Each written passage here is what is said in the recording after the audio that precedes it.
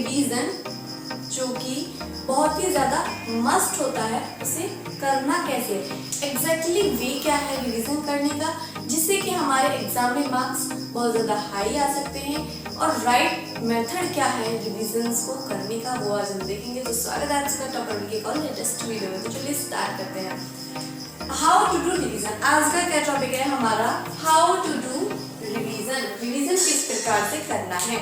Majority बच्चों के पास में क्या होता है, ज्यादातर सब्जेक्ट होते हैं English, Hindi, math, science, SST. ज्यादातर बच्चों के पास में मैथ, साइंस, एसएसटी और इंग्लिश होते हैं। हिंदी का सब बच्चों के पास में नहीं होता है, लेकिन हिंदी बोर्ड में ज्यादातर बच्चों के पास में पाया भी जाता है। अब आपका क्या चल रहा है, आपके पास सब्जेक्ट कितने हैं, 5 हैं टोटल, लेकिन अब आपका चल क्या रहा है, नवंबर का एंड चल रहा है। क्या चल रहा है, नवंबर का एंड चल रहा है, यानी कि नवंबर का फिनिश की मान लीजिए। नवंबर आपका फिनिश हो गया, यानी कि आपके पास क्या बचा हुआ है, दिसंबर बच रहा है, जनवरी बच रहा है, और फरवरी का आपके पास सिर्फ मिड है। सिर्फ क्या है, मिड है। इससे ज्यादा टाइम आपके पास नहीं है, क्योंकि जो रिव्यू बोर्ड के बच्चे होते हैं उनके पेपर फिर मिड से स्टार्ट हो जाते हैं, यानी कि इससे पहले हमें अपना रिवीजन बिल्कुल फाइनल कर लेना है, ओके कर लेना है, क्योंकि इसके बाद हमारे क्या आने वाले हैं, पेपर आने वाले हैं। तो चलिए बिना किसी देर के स्टार्ट कर दें कि रिवीजन करना किस प्रकार से। तो सबसे पहले बात आती है आपके पास इंग्लिश की। तो इंग्लिश में क्या होता है, आपके पास कितना टाइम है, 2.5 मंथ्स का टाइम है। 2.5 मंथ्स का टाइम है, तो आपको इसमें अभी तक जितने भी बच्चों ने सिलेबस नहीं करा है, ज्यादातर तो सब बच्चों ने सिलेबस कर लिया होगा, क्योंकि ये साल का एंड चल रहा है। अब तक ज्यादातर बच्चों ने सिलेबस कर लिया होगा, 90% बच्चों ने कर लिया होगा, लेकिन 10% ऐसे हैं जिन्होंने अभी भी टच नहीं किया है। सबसे पहले उन्हें अपना दिसंबर तक सिलेबस कंप्लीट कर लेना है, उसके बाद उन्हें रिवीजन पर फोकस करना है, क्योंकि रिवीजन बहुत ज्यादा मस्ट होता है। उसके बाद में अब बात आती है इंग्लिश की। इंग्लिश का रिवीजन किस प्रकार से करना है। तो इंग्लिश में आपको क्वेश्चन आंसर लर्न नहीं करने हैं। क्वेश्चन आंसर लर्न करने की जरूरत नहीं होती है, क्योंकि अगर आपने चैप्टर अच्छे से पढ़ा है तो आप उनके आंसर इजीली खुद दे सकते हैं, अपनी लैंग्वेज में दे सकते हैं। क्योंकि मॉडल्स क्या करते हैं, जो या फिर बुक्स के आंसर होते हैं, जो टीचर कराते हैं, वो भी तो अपनी लैंग्वेज में लिखाते हैं। अगर हम अपनी लैंग्वेज में लिखेंगे तो वो गलत होंगे, बिल्कुल नहीं होंगे, वो एग्जैक्ट आंसर होंगे। तो आंसर आपको खुद से ट्राई करने हैं, खुद से लिख के देखने हैं, आंसर आप इजीली दे सकते हैं। तो इन्हें क्या करना है, आपको समराइज करना है चैप्टर को, चैप्टर की समरी पढ़नी है सिर्फ, और चैप्टर के आंसर कर लेने हैं। अब बात आती है ग्रामर पोर्शन की। ग्रामर और पोर्शन में क्या करना है, तो ग्रामर पोर्शन में आपको क्या करना है, एक ना एक टॉपिक के आपको जरूर कुछ ना कुछ क्वेश्चंस करके देख लेने हैं। उसके लिए आप क्या करेंगे, उसके लिए आप उठाएंगे अनसोल्ड। क्या उठाएंगे बच्चा, अनसोल्ड उठाएंगे, क्योंकि अनसोल्ड लेंगे आप, सोल्व नहीं लेंगे, क्योंकि जब हम सोल्व लेते हैं तो हमें प्रॉब्लम आती है, हम डायरेक्ट क्वेश्चन की तरफ स्विच, आंसर की तरफ में स्विच होते हैं, जो कि बिल्कुल गलत वे है। तो इसलिए क्या करना है, अनसोल्ड उठाने। अनसोल्ड उठाने के बाद में जितने भी प्रीवियस क्वेश्चंस हैं, ग्रामर से रिलेटेड, इंग्लिश से रिलेटेड जितने भी क्वेश्चन है, सभी वो करके देखने, इससे आपकी जो तैयारी वो 100% हो जाएगी।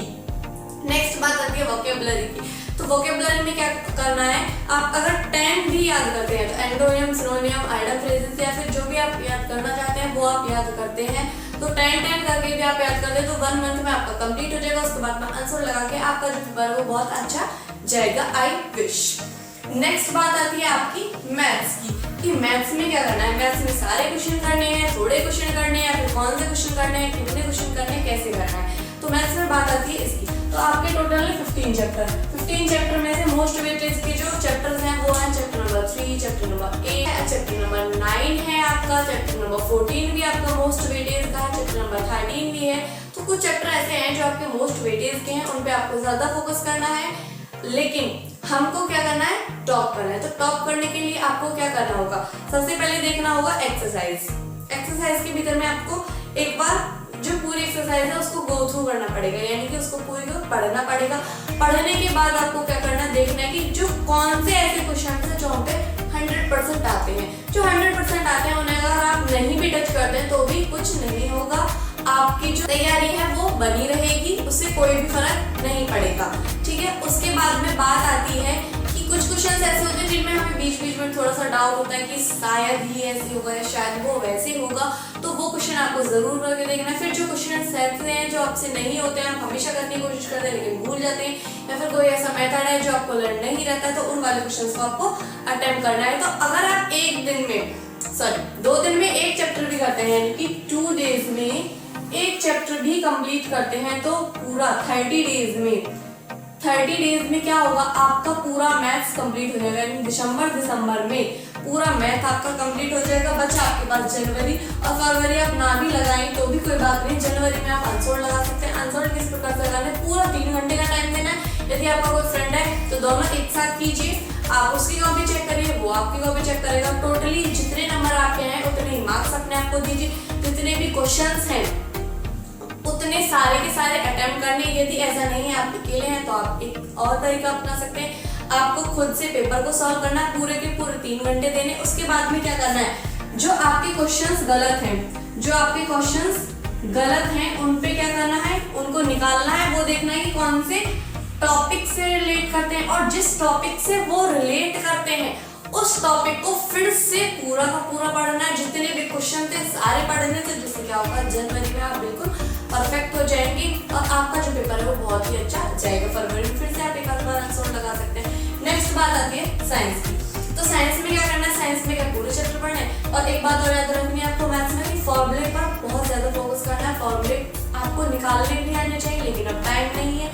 जब आपने सीखे नहीं थे और सीख लिए तो बहुत ही अच्छी बात है। यदि आप पेपर भूल लेते तो 2-3 मिनट में ड्राइव करके भी देख सकते हैं, लेकिन फॉर्मूले आपको याद रखने हैं, क्योंकि अगर ड्राइव करते हैं तो ड्राइव करने में आपका टाइम जाता है और टाइम आपका बहुत ही ज्यादा प्रीशियस है उस टाइम पर। तो अब बात आती है साइंस की। तो साइंस में क्या करना है, पूरे चैप्टर पढ़ने नहीं बच्चे, पूरे चैप्टर बिल्कुल भी नहीं पढ़ने, सिर्फ आपको हाईलाइट पॉइंट्स पढ़ने। क्योंकि जब हम पहले पढ़ते तो क्या करते थे, हाईलाइट कर लेते थे जो इंपॉर्टेंट चीज थी, हाईलाइट पॉइंट्स पढ़ने हैं। यदि बच्चों ने हाईलाइट नहीं करे, यदि आपने हाईलाइट नहीं करे हैं तो क्या करें, हमने तो हाईलाइट नहीं किए थे, तो आपके पास सीधे नोट्स होंगे। तो आपको क्या करना है, नोट्स पढ़ने। नोट्स पढ़ने के बाद में जितने भी क्वेश्चन आंसर है उन सभी के आंसर लिख के देखने हैं खुद से, ताकि आपकी जो प्रेजेंटेशन है वो अभी से सही हो सके, आपकी जो प्रेजेंटेशन है वो एकदम परफेक्ट हो सके, जिससे कि आप पेपर में बिल्कुल भी ना डरे।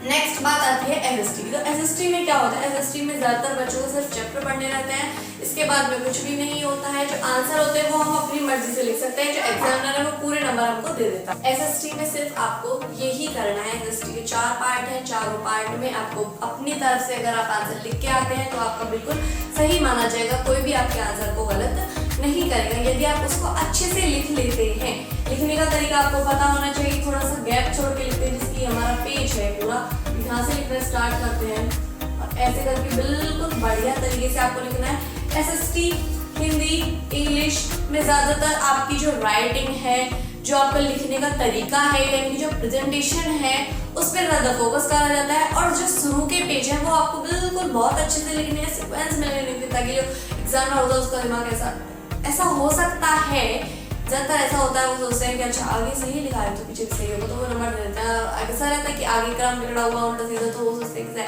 पीछे भी ऐसा ही करा होगा, तो वो नंबर कम दे देते हैं। और एक तरीका क्या करना है आपको, सबसे पहले जो आपकी कॉपी होगी उस पर यहाँ पे क्वेश्चन बड़ा बड़ा लिख देना है, कि एक लाइन में क्वेश्चन नंबर 2 ही लिखना है, पूरी लाइन में बड़ा बड़ा, ताकि एग्जामिनर को अलग दिख सके कि आपने क्वेश्चन नंबर 2 का आंसर करा है। अगर आप यहाँ पे छोटा छोटा लिख देते तो ऐसा हो सकता है वो दब जाए, तो ज्यादा फोकस नहीं करते हैं, क्योंकि बहुत सारे बच्चे होते हैं, बहुत सारे बच्चों की कॉपी चेक करनी होती है, वो ज्यादा ध्यान नहीं देते और आपके नंबर कट जाते हैं। फिर आप सोचते हैं कि नंबर कहाँ पे कटे हैं, तो आपको क्या करना है, बड़ा बड़ा लिखना है, ताकि अच्छे से एग्जामिनर को दिख सके।